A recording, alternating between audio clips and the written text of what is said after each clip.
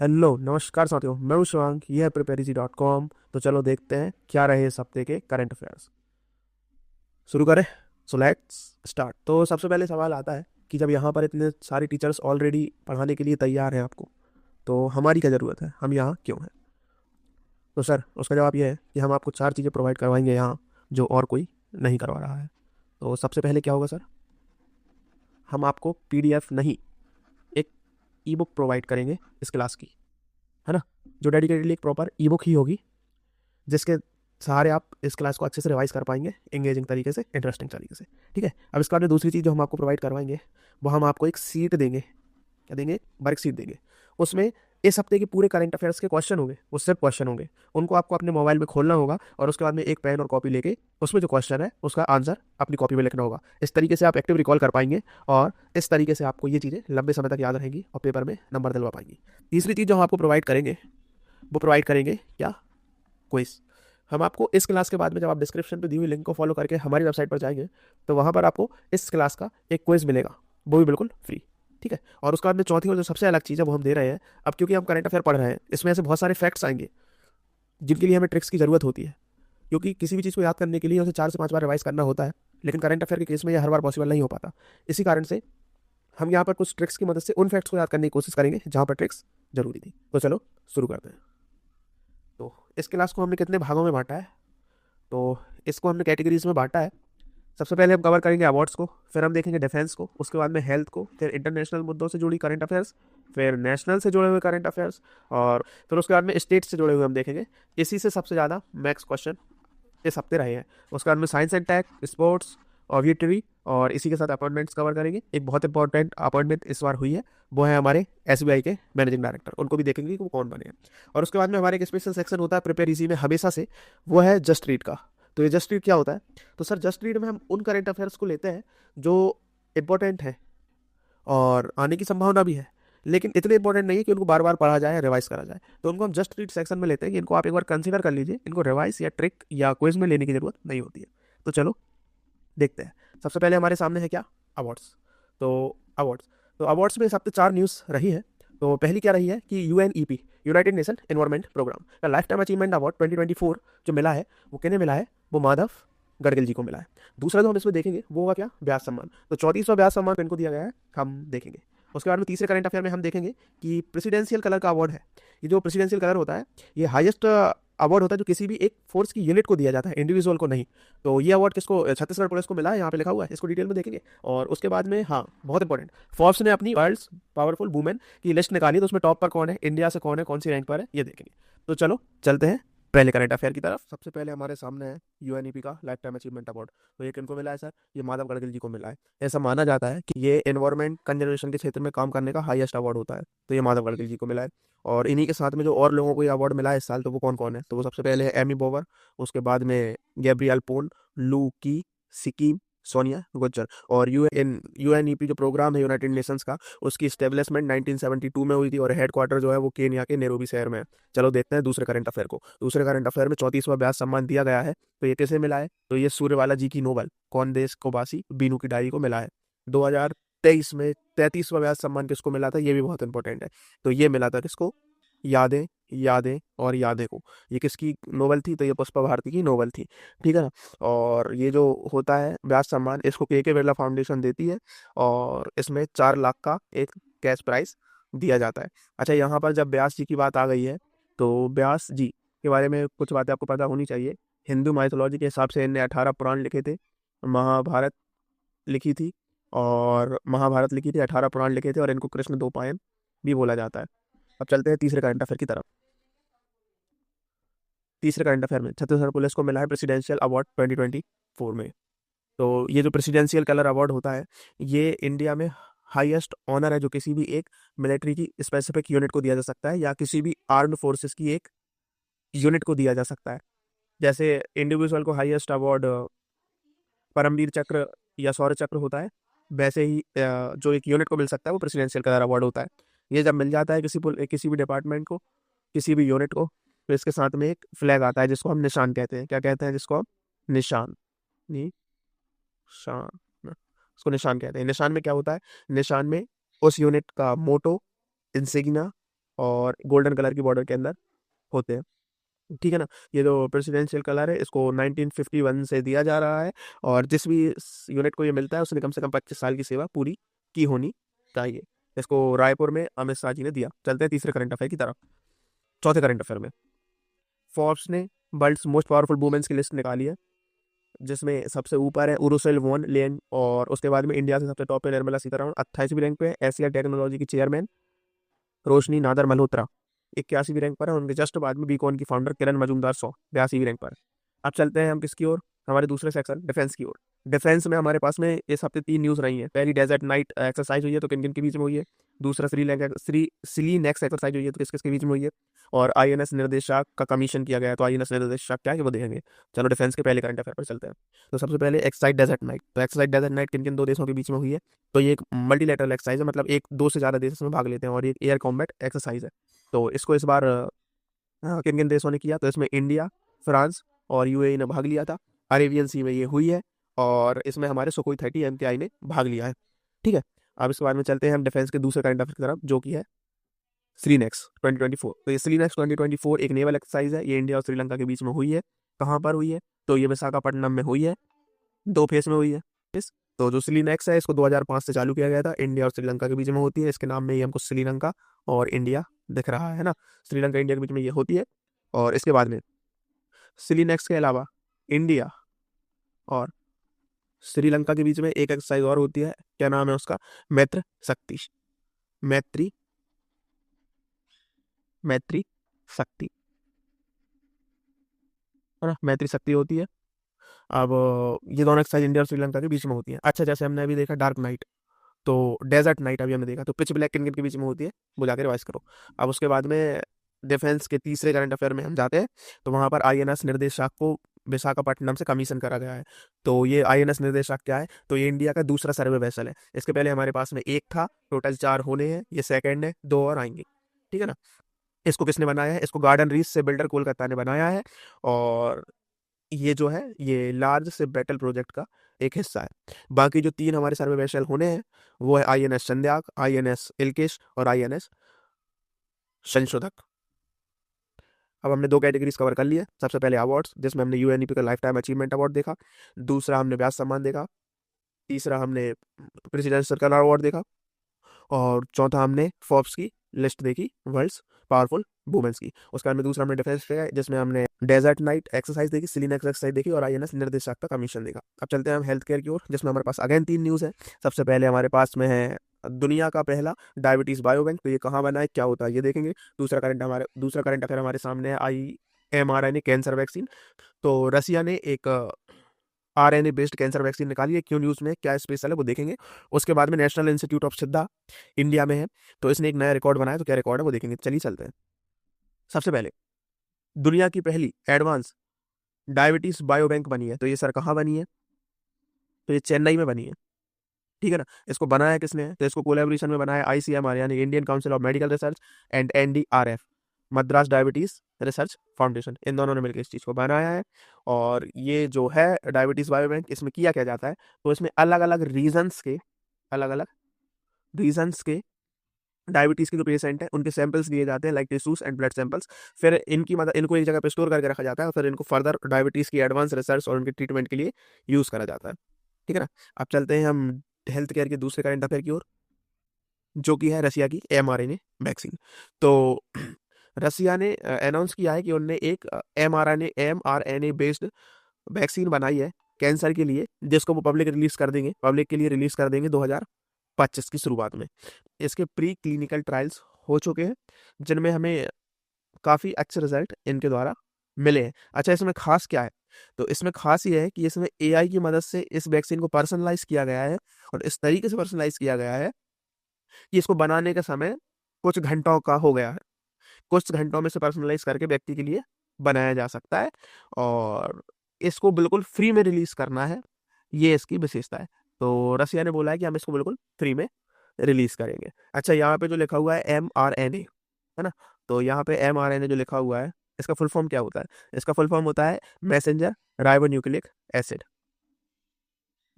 Ribonucleic acid ना। ये जो हमारी सेल है उसके अंदर जो राइबोसोम होते हैं, है ना, तो उस तक डीएनए की इंफॉर्मेशन न्यूक्लियस से वो राइबोसोम तक पहुंचाने का काम क्या करता है, राइबो न्यूक्लिक एसिड करता है, एमआरएनए, यानी ये हो गया। वर्ल्ड कैंसर डे 4 फरवरी को मनाया जाता है, हम सबको पता है। अब चलते हैं हेल्थ केयर की तीसरी करंट अफेयर की तरफ। तो इस हफ्ते के हेल्थ केयर के तीसरे करंट अफेयर में क्या हुआ है, नेशनल इंस्टीट्यूट ऑफ सिद्धा ने एक रिकॉर्ड बनाया है। रिकॉर्ड क्या है कि इनने क्या करा है, इनने बर्मन थेरेपी दी है 567 लोगों को एक साथ। जी हाँ, इनने 567 इंडिविजुअल्स को एक साथ बर्मन थेरेपी देके रिकॉर्ड बनाया है। ये बर्मन थेरेपी होती क्या है, तो ये जो बर्मन थेरेपी है सर, ये जो बर्मन थेरेपी है इसमें क्या होता है, तो ये एक आयुर्वेदिक थेरेपी है जिसमें हम क्या करते हैं, इस टाइप से मसाज की मदद से हमारे बॉडी के सभी सेंसिटिव पॉइंट्स को एक्टिव करने की कोशिश करते हैं। हेल्थ केयर हमने खत्म कर लिया है। अब चलते हैं इंटरनेशनल करंट अफेयर्स को देखते हैं। अभी तक हम 3 कैटेगरी खत्म कर चुके हैं। सबसे पहले हमने अवार्ड्स को देखा था, फिर हमने डिफेंस को देखा था, उसके बाद में हमने हेल्थ की 3 चीजें देखी, जिसमें सबसे पहले हमने देखा था क्या, डायबिटीज बायोबैंक, फिर हमने देखा एमआरएनए की कैंसर वैक्सीन जो फ्री में लॉन्च करेगा रसिया, उसके बाद में देखा नेशनल इंस्टीट्यूट ऑफ सिद्धा। ठीक है ना, उसने जो बर्मन थेरेपी देके रिकॉर्ड बनाया है, कितने लोगों को दी है, 567 लोगों को दी है। इसके बाद में हम इंटरनेशनल करंट अफेयर की ओर जाते हैं, जिसमें हमारे पास टोटल 4 न्यूज़ है। सबसे पहले स्विट्जरलैंड ने MFN क्लॉज जोन के लॉ में था, उसको हटा दिया, तो ये क्या होता है, इससे क्या इम्पैक्ट है वो देखेंगे। दूसरे नंबर पर रोमानिया और बल्गेरिया ने शेंगेन एरिया को ज्वाइन कर लिया है, तो ये शेंगेन एरिया क्या होता है इसको जानेंगे। उसके बाद में फ्रांस और जॉर्जिया के नए प्रेसिडेंट नियुक्त हुए हैं, तो वो कौन है उनको देखेंगे। और उसके बाद में साउथ कोरिया में जो बवाल चला था इतना बड़ा अभी कुछ दिनों पहले, उसका फाइनली इसी हफ्ते अंत हो गया है। वहां के जो प्रेसिडेंट थे उनको फाइनली ऑफिशियली इम्पीच कर दिया गया है, हटा दिया गया है, तो उसको देखेंगे। चलते हैं इंटरनेशनल के पहले करंट अफेयर की तरफ। सबसे पहले स्विट्जरलैंड ने क्या करा है सर, तो स्विट्जरलैंड ने अपना MFN यानी मोस्ट फेवर्ड नेशन का स्टेटस होता है, एक स्टेटस होता है, एक किसी भी देश को एक स्पेशल स्टेटस देता है स्विट्जरलैंड मोस्ट फेवर्ड नेशन का। तो इसको उनने अपने इंडिया के लिए उनने MFN क्लॉज अपने एग्रीमेंट में से हटा दिया है। इसका मतलब क्या होता है सर, इसका मतलब ये होता है कि अभी जब स्विट्जरलैंड से इंपोर्ट एक्सपोर्ट इंडिया करता था, तो क्योंकि उसके पास में एक मोस्ट फेवर्ड नेशन का टैग था, इसलिए हमारे टैक्स कम लगते थे, और अब हमारे टैक्स प्रॉपर जैसे होते हैं दूसरे देशों के लिए वैसे ही लगेंगे। अच्छा, ये स्विट्जरलैंड ने MFN क्लॉज मतलब मोस्ट फेवर्ड नेशन का क्लॉज इंडिया के लिए हटाया क्यों है, तो वो इसलिए हटाया क्योंकि अभी नेस्ले के ऊपर सुप्रीम कोर्ट ने, नेस्ले इंडिया के ऊपर हमारी सुप्रीम कोर्ट ने टैक्स इन्वेजन और इन सब के लिए कुछ रूलिंग्स दी थी, उनके कारण ये किया गया है। अब देखते हैं इंटरनेशनल करंट अफेयर के दूसरे करंट अफेयर को, जिसमें रोमानिया और बल्गेरिया दो देशों ने शेंगान एरिया ज्वाइन कर लिया है। तो ये शेंगान एरिया होता क्या है, तो सर शेंगान एरिया ये होता है यूरोप में, ये जो आपको देश दिख रहे हैं ये शेंगान एरिया के पार्ट है। इसमें अब बल्गेरिया और रोमानिया को मिलाकर टोटल 29 यूरोपियन कंट्रीज आती हैं। तो इस एरिया की विशेषता क्या होती है, तो इसकी विशेषता ये होती है कि इनमें से किसी भी कंट्री के अंदर जाने के लिए आपको परमिट या वीज़ा की ज़रूरत नहीं होती है, ये पासपोर्ट फ्री जोन है। शेंगन एरिया एक पासपोर्ट फ्री जोन है, यहाँ जाने के लिए आपको पासपोर्ट की ज़रूरत नहीं होती है।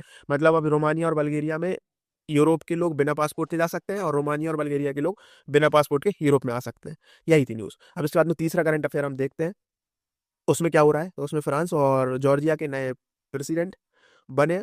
तो जॉर्जिया के प्रेसिडेंट कौन बने हैं, तो मिखाली केवलेसविली। और फ्रांस के प्रेसिडेंट कौन बने हैं, तो वो बने हैं फ्रांसिस्को वेरोई। ये 2024 में तीसरी बार प्राइम मिनिस्टर बने हैं। और मैक्रोन फ्रांस के प्राइम मिनिस्टर नहीं प्रेसिडेंट है, ये भी आपको याद रखना है।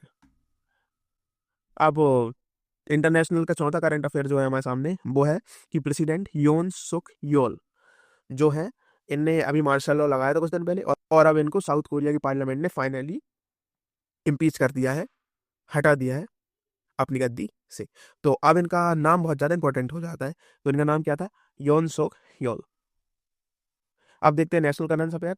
नेशनल करंट अफेयर में सबसे पहले NHAI ने राजमार्ग साथी इनिशिएटिव चालू किया है। इस इनिशिएटिव में क्या होता है वो देखेंगे। उसके बाद में ग्रीन स्टील टैक्सोनॉमी, भारत ने पहली बार दुनिया के अंदर ग्रीन स्टील टैक्सोनॉमी चालू की है। तो इसमें क्या है वो डिटेल देखेंगे, जलवाहक स्कीम किसने लॉन्च की है, क्या है वो देखेंगे। और उसके बाद में नेशनल में एक और है कि फ्रांस और इंडिया मिलकर दुनिया का सबसे बड़ा म्यूजियम भारत में बनाने जा रहे हैं, तो इसका नाम क्या है, कहाँ बन रहा है, वो देखेंगे। चलो शुरू करते हैं। सबसे पहले NHI राजमार्ग शादी योज इनिशिएटिव, तो इसको NHAI ने चालू किया है। और इसमें हम करने क्या वाले हैं, तो इसमें सर हम ऐसे एडवांस पेट्रोल व्हीकल्स बनाएंगे। पेट्रोलिंग, रूटीन पेट्रोलिंग के लिए हम ऐसे एडवांस व्हीकल्स का यूज़ करेंगे जो AI के सहारे से जो इंफ्रास्ट्रक्चर है उसके अंदर इशूज़ देखेंगे, या जो संभावना है कुछ गलत होने की, दुर्घटना होने की, उस चीज़ को देखेंगे। ठीक है ना। और बस इसमें कुछ अलग से है नहीं है, AI अनेबल्ड है, एडवांस व्हीकल होंगे, वो है। अब देखते हैं अगले करंट अफेयर को, जिसमें India green steel taxonomy launch की गई है। इसको करा किसने, यूनियन मिनिस्टर HD कुमार स्वामी ने रिलीज करा है। ये दुनिया की पहली ग्रीन स्टील टैक्सोनॉमी है। और इसके बाद में हम जाते हैं जलवाहक स्कीम पे। तो जलवाहक स्कीम किसने लॉन्च की है, तो इसको यूनियन मिनिस्टर सोनोवाल जी ने लॉन्च किया है। और जलवाहक स्कीम में हम क्या करने वाले हैं, तो इसमें हम हमारे नेशनल वाटरवे 1 यानी गंगा वाटरवे, और नेशनल वाटरवे 2 यानी ब्रह्मपुत्र वाटरवे, है ना, और नेशनल वाटरवे 16 यानी बराक वाला वाटरवे। तो इन तीनों में हम, तो जलवाहक योजना के तहत हमने 3 शिप्स हमारे लॉन्च किए हैं। सबसे पहले MB AAI, दूसरा MB होमी भाभा, और तीसरा MB त्रिशूल। ये तीनों कार्गो शिप्स हैं, ये तीनों जगह पर चलाए जाएंगे। और इनसे हम कोशिश करेंगे कि हम ट्रांसपोर्ट को पानी द्वारा, जल द्वारा बढ़ावा दे पाए। अब देखते हैं हम नेशनल करंट अफेयर्स में आखिरी यानी चौथी न्यूज़, तो वो क्या है, तो इसमें फ्रांस और इंडिया ने पार्टनरशिप की है दुनिया के सबसे बड़े म्यूजियम को बनाने के लिए। तो इस म्यूजियम का नाम क्या है, इस म्यूजियम का नाम है युग योगीन भारत नेशनल म्यूजियम। ये बनने कहाँ जा रहा है सर, तो ये न्यू दिल्ली में बनेगा। और ये जो युग योगीन भारत नेशनल म्यूजियम दुनिया का सबसे बड़ा म्यूजियम बनने जा रहा है, ये हमारे सेंट्रल विस्टा रीडेवलपमेंट प्रोजेक्ट का एक हिस्सा है। ये सेंट्रल विस्टा नई संसद को बनाने वाला प्रोजेक्ट है ना, और ये हमारे नॉर्थ ब्लॉक में होगा। और जून 2026 तक इसे खत्म करने की हमें उम्मीद है। अब इसके बाद में स्टेट करंट अफेयर देखते हैं। इसी में सबसे ज्यादा क्वेश्चन इस बार रहे हैं। सबसे पहले गधी मई महोत्सव, ये यहाँ नहीं होना चाहिए, गलती है। गधी मई महोत्सव नेपाल में मनाया गया है, और इसको दुनिया का सबसे ज्यादा खूनी त्योहार, ब्लडिएस्ट फेस्टिवल बोला जाता है। ठीक है ना। तो हमारे स्टेट के करंट अफेयर यहाँ से चालू होते हैं। तो सबसे पहले हमारे सामने क्या है, सबसे पहले हमारे सामने है GSI म्यूजियम। तो GSI जियो साइंस म्यूजियम, इसमें क्या खास है, ये कहाँ बनाया गया है। उसके बाद में सेमीकंडक्टर असेंबली प्लांट हमने गुजरात में स्थापित किया है। उसके बाद में हरियाणा ने 21वां लाइवली स्टॉक सेंसस कैंपेन चालू किया है। उसके बाद में देखेंगे कि उत्तराखंड पहला, देश का पहला राज्य बन गया है जिसने UCC यानी समान आचार संहिता लागू कर दिया है। तानसेन फेस्टिवल हुआ है, कहाँ हुआ है, उसमें एक रिकॉर्ड बना है, क्या रिकॉर्ड है। उसके बाद में आंध्र प्रदेश ने रथ सप्तमी को अपना राजकीय त्योहार, स्टेट फेस्टिवल घोषित करा है। मसाली जो है वो भारत का पहला सोलर वाटर विलेज बन गया है, तो ये कहाँ पर है। उसके बाद में वेस्ट बंगाल जो है उसने सबसे अफोर्डेबल हाउसिंग स्कीम लॉन्च की है, जिसका नाम है बांग्लाबारी। इसको देखेंगे इसके अंदर क्या प्रावधान है। और उसके बाद में अंतिम स्टेट की करंट अफेयर इस हफ्ते के में है कि उत्तराखंड पहला राज्य बन गया है जिसने अपनी योगा पॉलिसी बनाई। तो चलो शुरू करते हैं। सबसे पहले उत्तराखंड, भाई साहब उत्तराखंड क्यों न्यूज में, क्योंकि उत्तराखंड ने पहला राज्य बन गया है जिसने अपनी योगा पॉलिसी बनाई है। तो भारत का पहला राज्य कौन सा जिसकी खुद की योगा पॉलिसी है, तो वो उत्तराखंड है। उसके बाद में जियोलॉजिकल सर्वे ऑफ इंडिया यानी GSI ने अपना पहला जियो साइंस म्यूजियम बनाया है। ये जियो साइंस म्यूजियम क्या होता है, तो जियो साइंस म्यूजियम जो है वो एटमॉस्फेयर और अर्थ साइंस और एवोल्यूशन ऑफ लाइफ की, हमारा विकास कैसे हुआ है, इन सबसे रिलेटेड एग्जीबिशन टाइप के हमारे सामने रखता है। तो ये जो जियो साइंस म्यूजियम है, इसको बनाया किसने है, GSI ने बनाया है। ये बना कहाँ पर है, तो ये ग्वालियर की ऐतिहासिक बिल्डिंग विक्टोरिया मार्केट में बनाया गया है। इसमें 2 गैलरीज होंगी। उसके बाद में चलेंगे गुजरात। गुजरात में पहला सेमीकंडक्टर असेंबली और टेस्टिंग प्लांट गुजरात के सूरत में स्टेब्लिश किया गया है। उसके बाद में आंध्र प्रदेश ने रथ सप्तमी को अपना राजकीय त्योहार घोषित किया है। और ये मनाया कहाँ जाएगा, तो ये श्री सूर्य नारायण स्वामी टेम्पल जो आसरवल्ली में है, वहां पे मनाया जाता है। और ये 30 दिन का एक त्योहार है। उसके बाद में गुजरात का मसली विलेज भारत का पहला 100% सोलर पावर्ड बॉर्डर विलेज बन गया है। ये किसकी बॉर्डर पर है, तो ये इंडिया और पाकिस्तान की बॉर्डर पर है। और ये जो विलेज है इसको PM सूर्य ग्रह योजना जो है भारत की, उसके फंड से बनाया गया है। इसके तहत 119 घरों के ऊपर रूफ टॉप पर सोलर पैनल्स लगाए गए हैं। टोटल 225 किलोवाट इलेक्ट्रिसिटी प्रोड्यूस करते हैं। उसके बाद में चलते हैं वेस्ट बंगाल, जहां पर CM ममता बनर्जी जी ने बंगलाबारी योजना चालू की है। इसमें क्या किया जाएगा, तो ये एक हाउसिंग स्कीम है जिसमें घर बनाने पर सब्सिडी है, तो ईडब्ल्यूएस सेक्टर को कम दामों पर इसके तहत घर बन मिल पाएंगे। अब इसके बाद में स्टेट की हम आ गए हैं 7वें पर, जिसमें हरियाणा ने पहली लिवली स्टॉक सेंसस कैंपेन चालू किया। इसमें हम डोमेस्टिक एनिमल्स का डाटा कलेक्ट करेंगे, जिसका यूज़ हरियाणा गवर्नमेंट आगे जाके पॉलिसी बनाने में, एग्रीकल्चर और एनिमल हस्बेंड्री से रिलेटेड पॉलिसीज में यूज़ करेगी और इफेक्टिवली इन चीज़ों को कर पाएंगे। उसके बाद में चलते हैं उत्तराखंड। उत्तराखंड भारत का पहला राज्य बन गया है जिसने यूनिफॉर्म सिविल कोड यूसीसी समान आचार संहिता को लागू करने के लिए घोषणा की है, और ये जनवरी 2025 से उत्तराखंड में लागू हो जाएगा।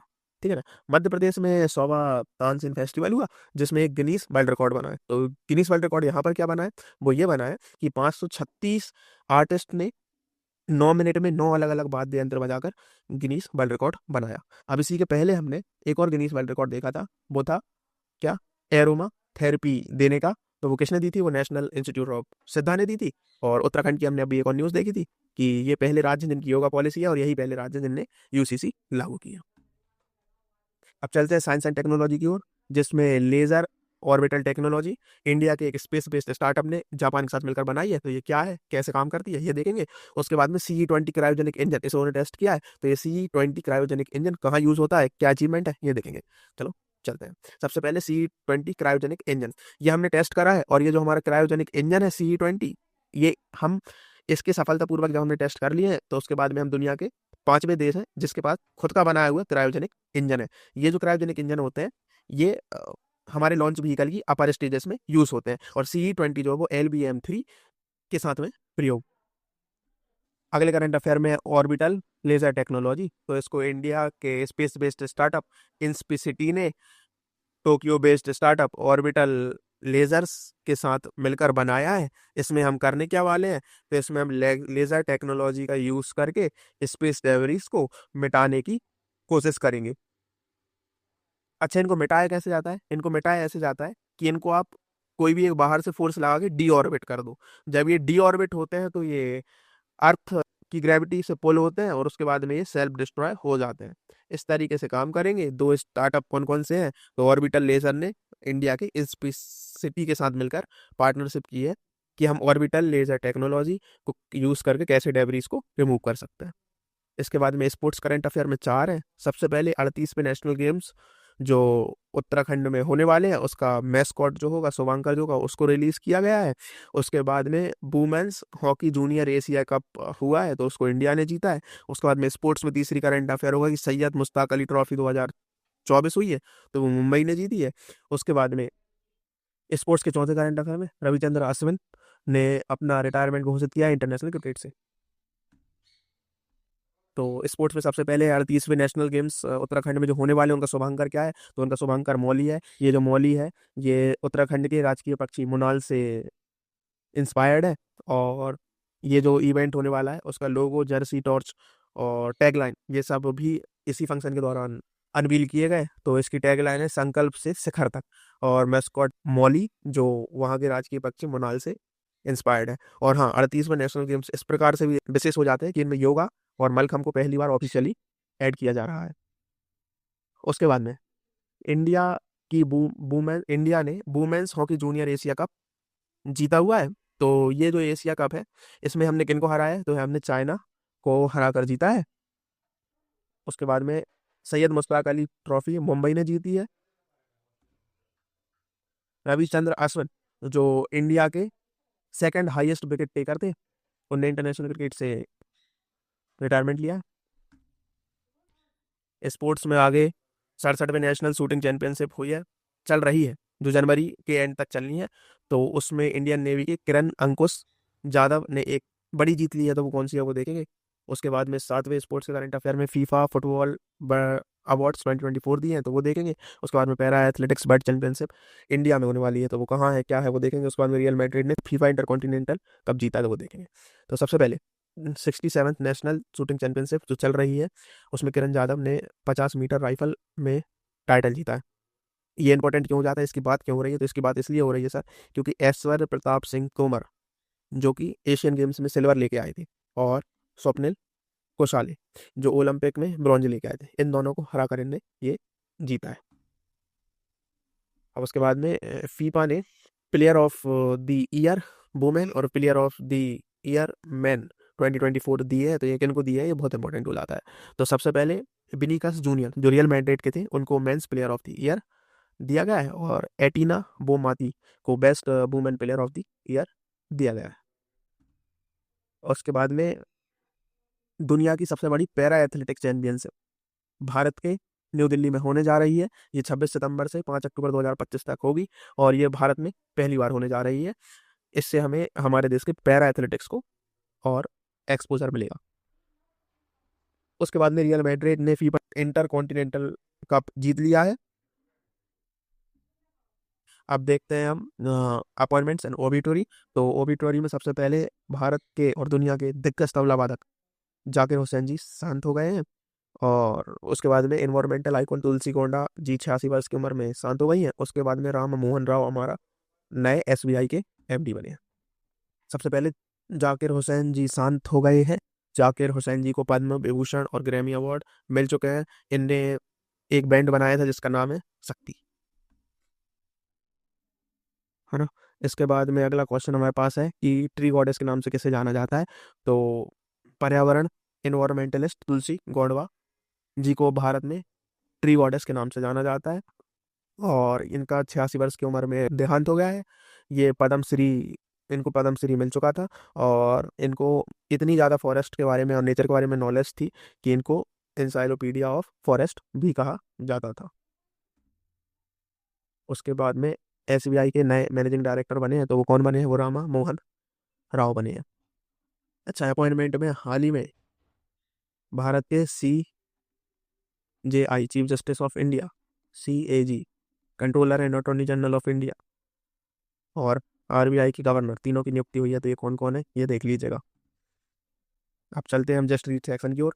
जस्ट रीड हमारा स्पेशल सेक्शन होता है जिसमें हम बात उन टॉपिक्स की करते हैं जिनको पढ़ना तो जरूरी है लेकिन बार बार रिवाइज करना नहीं होता है। तो इसमें क्या क्या है, इसमें सबसे पहले मैक्स लाइफ इंश्योरेंस ने एक्सिस के साथ मिलकर, एक्सिस बैंक के साथ मिलकर axis max life insurance service चालू की है। तो अब मैक्स लाइफ का नाम एक्सिस मैक्स है। उसके बाद में ब्रिटेन ने comprehensive and progressive agreement of trans Pacific यानी CPTPP का 12वां मेंबर बन गया है, और ये पहला यूरोपियन मेंबर है इसका CPTPP का। उसके बाद में इंडिया इंडिया ने सरत सिस्टम लॉन्च किया। ये सरत सिस्टम क्या करता है, तो ये जो है ये ओशियन में, समुद्र में जो रेस्क्यू मिशन है उनको एडवांस टेक्नोलॉजी द्वारा सपोर्ट करता है, जल्दी से जल्दी रेस्क्यू करने में मदद करता है। उसके बाद में किसान कवच बॉडी सूट, ये जो है ये हमारे यूनियन मिनिस्टर ऑफ एग्रीकल्चर ने लॉन्च किया है।